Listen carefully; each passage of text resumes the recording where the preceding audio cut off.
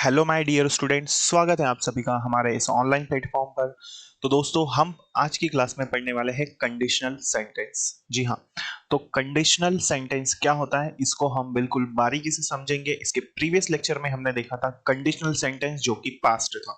तो past conditional sentence हम पढ़ चुके हैं और आज हम पढ़ने वाले हैं फ्यूचर कंडीशनल सेंटेंस। तो फ्यूचर कंडीशनल सेंटेंस मतलब इसमें शर्त तो होगी, लेकिन कहाँ की होगी? फ्यूचर की होगी, है ना। जैसे मैंने कहा यदि मुझे टाइम मिलेगा तो मैं आपको पढ़ाऊंगा। ठीक है। यदि हम मार्केट जाएंगे तो हम किताबें खरीदेंगे। तो जरूरी क्या है? मार्केट जाना पड़ेगा। कब जाओगे?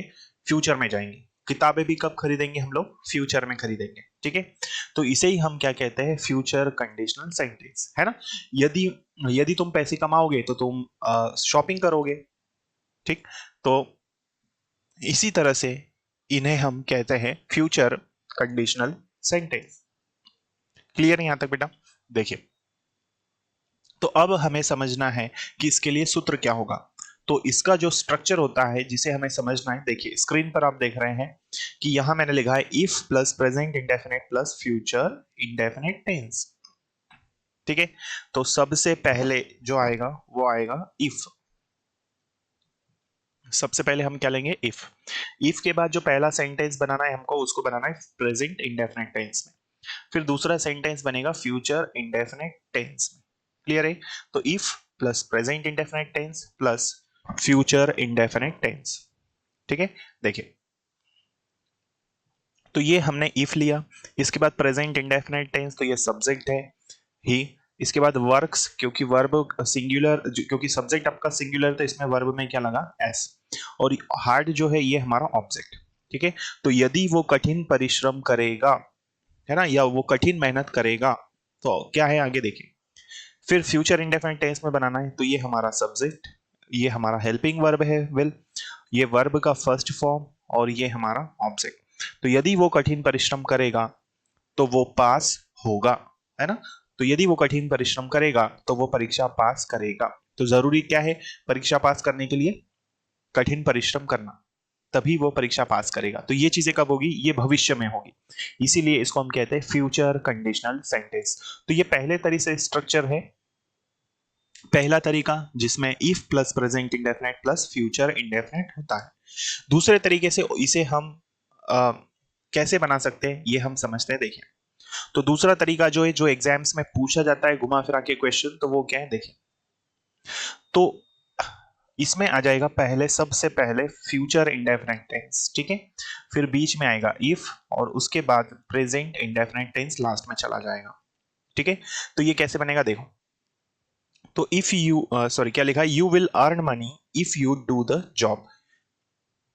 यदि तुम जॉब करोगे तो क्या है? तुम पैसा कमाओगे। तो तुम पैसा कमाओगे यदि तुम जॉब करोगे। तो ये है फ्यूचर कंडीशनल सेंटेंस। तो दो तरह से इसका फॉर्मेट होता है। पहला कि पहले इफ होता है, फिर present indefinite plus future indefinite, और दूसरा तरीका जिसमें फ्यूचर इंडेफिनिट टेंस पहले आता है, फिर आता है इफ, और उसी के बाद में फिर होता है प्रेजेंट इंडेफिनिट टेंस। ठीक है। ये दूसरा तरीका कि present future indefinite plus if plus present indefinite, ये दूसरा तरीका है। ठीक है। आई होप ये चीज आप यहां तक समझ चुके होंगे। चलिए, अब हम एरर डिटेक्शन के क्वेश्चन को सॉल्व करते हैं, जिस पर जो कि एग्जाम में पूछे जाने की संभावना बहुत ज्यादा होती है। देखिए, तो दिया है हमारे पास if he tells them they will have help him on Sunday.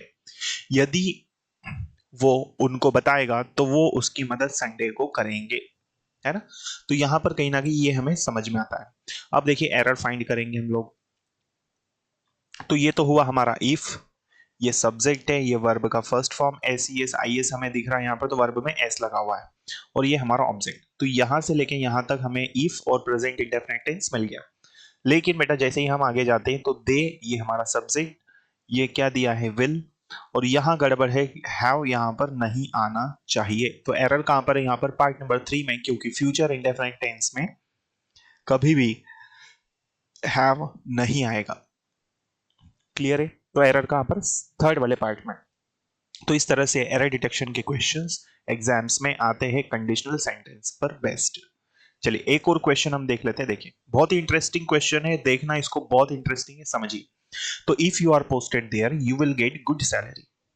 यदि तुम्हारी पोस्टिंग वहां की जाएगी तो तुम्हें अच्छी सैलरी मिलेगी। तो जरूरी क्या है, पहले आपकी पोस्टिंग होगी तभी आपको अच्छी सैलरी मिलेगी। तो यदि तुम्हारी पोस्टिंग वहां की जाएगी, चलो तो देखना इसमें एरर कहां पर है। तो आप में से अधिकतर लोगों ने अपना अपना आंसर दिया होगा पार्ट नंबर फर्स्ट, तो जो कि गलत है। तो अब आपके माइंड में सवाल होगा सर फिर क्या आएगा, तो देखिए तो इसमें ये इफ है और यहां पर प्रेजेंट इंडेफिनेट टेंस ही है। आप बोलोगे सर कैसे प्रेजेंट इंडेफिनेट, यहां पर तो आर लगाए और थर्ड फॉर्म है ना। और यहां अगर हम देखें तो ये हमारा फ्यूचर इंडेफिनेट टेंस है, ठीक है, ये हमारा क्या है, फ्यूचर इंडेफिनेट है। क्लियर, चलो। लेकिन अब हुआ क्या है, देखो यहां से लेके यहां तक का जो सेंटेंस है ये पैसिव में दिया है। ये किस में दिया है, पैसिव में। तो if plus present indefinite tense है लेकिन किस में, पैसिव में। और यहां वाला जो सेंटेंस है ये you will get good salary, ये एक्टिव में है। ठीक है, तो एक सेंटेंस एक्टिव में है एक पैसिव में है, तो ऐसा हो सकता है क्योंकि उसकी रिक्वायरमेंट है पैसिव में बनाने के लिए, तो हम उसमें कुछ भी नहीं कर सकते। ठीक है, तो if you are posted there, कोई ना कोई तो व्यक्ति होगा जो वहां पर आपकी पोस्टिंग करेगा, है ना। तो ये सेंटेंस पैसिव में बनाने की जरूरत थी इसलिए इसको पैसिव में बनाया है। तो यदि आपकी पोस्टिंग वहां की जाएगी तो आपको अच्छी सैलरी मिलेगी। ठीक, तो if you are posted there, ये सेंटेंस पैसिव में दिया है, टेंस प्रेजेंट इंडेफिनिट है, और दूसरा वाला जो है वो एक्टिव में है। तो कंडीशनल सेंटेंस याद रखिए, तीसरा तरीका इसको समझने का, एक सेंटेंस एक्टिव में हो सकता है एक पैसिव में हो सकता है, या पहला पैसिव में दूसरा एक्टिव में हो सकता है, बस टेंस गड़बड़ नहीं होना चाहिए। ठीक है, तो इस तरह से इसका राइट आंसर क्या आएगा, पार्ट नंबर नो एरर। तो राइट आंसर क्या बेटा इसका, नो एरर है, इसमें कोई भी गलती नहीं है।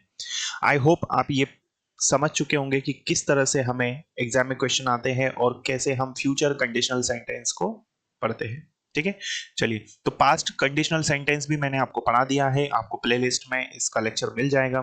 ठीक है दोस्तों, तो हम फिर मिलेंगे अगली क्लास में, तब तक के लिए जय हिंद, जय भारत, भारत माता की जय। यदि आप इस चैनल पर पहली बार आए हैं तो सब्सक्राइब करना ना भूलें ताकि आने वाली क्लासेस के नोटिफिकेशंस आपको मिल सकें, और ज्यादा से ज्यादा अपने साथियों से जरूर शेयर करें। Thank you.